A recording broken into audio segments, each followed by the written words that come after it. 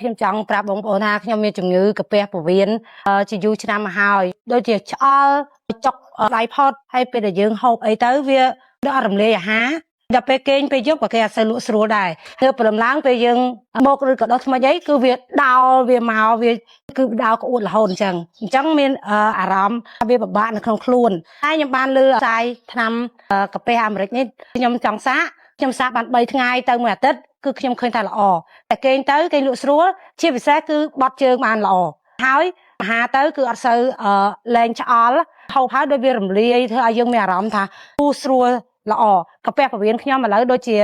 ស្រួលជាងមុនតែកាហាយចង់ពងកពេលដែលភាកច្រើនយើងហូបអីទៅវាច្រើនតែភើមកកាហាយពងកឥឡូវនេះគឺខ្ញុំលែងមានសូវកាហាយទៀតហើយកាពះពោះវៀនខ្ញុំរៀងល្អជាងមុនសូមបងប្អូនប្រើថ្នាំនេះចុះមិនខុសទេខ្ញុំជឿថាថ្នាំនេះគឺល្អ